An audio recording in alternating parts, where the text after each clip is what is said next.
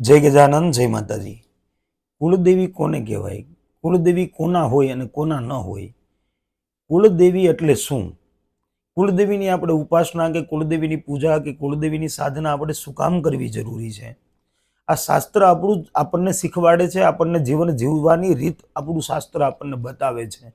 પણ ક્યાંક ને ક્યાંક આપણે આપણા શાસ્ત્ર ગ્રંથોથી જુદા પડી જઈએ છીએ ને, એટલે આપણે ભટકી જઈએ છીએ।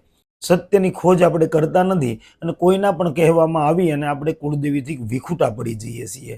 પણ શાસ્ત્ર કહે છે કલોચંડી વિનાયક, કળયુગની અંદર તમારા કુળદેવી સિવાય તમારો કોઈ હાથ નહીં ચાલે। તમારા કુળદેવી જ તમને પાર ઉતારશે, તમારા કુળદેવી જ તમારા રખોપા કરશે, તમારું રક્ષણ કરશે। આ શાસ્ત્ર સહમત છે કે કુલહ રક્ષતી કુલદેવી। આજે હું વાત કરું છું એ શાસ્ત્ર સહમત વાત કરું છું। કૃષ્ણના કુળદેવી હતા, રામના કુળદેવી હતા, તો આપણા કુળદેવી હોય જ।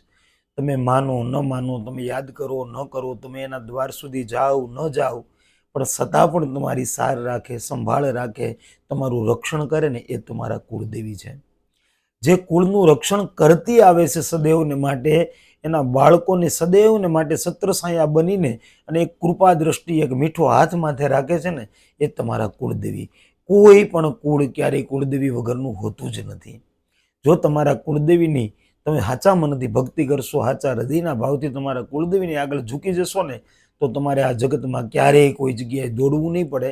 તમારા જીવનની અંદર ક્યારેય કોઈ એવા મોટા દુઃખ કે મોટા વિઘ્ન નહીં આવે, કારણ કે જેની ઉપર માની મેર હોય એનો કોઈ વાળ પણ વાંકો ન કરી શકે।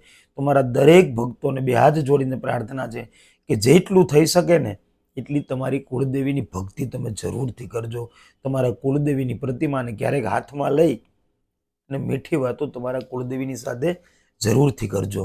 જો તમારા કુળદેવીના એક આશીર્વાદ તમને મળી જશે ને, તો તમારા જીવનમાં તમે જે ધારતા નહીં હોય, તમે જે વિચારતા નહીં હોય ને, એ તમારા જીવનની અંદર બની શકે છે। આટલી કરુણામય દેવી, કૃપાળુ અને દયાળુ દેવી કોઈ હોય ને, તો એ માં ભગવતી કુળદેવી છે। તો મારો એક જ સંદેશ છે કે જીવનમાં જીવો ને, અંતિમ શ્વાસ સુધી ક્યારેય માં કુળદેવીને ભૂલશો નહીં।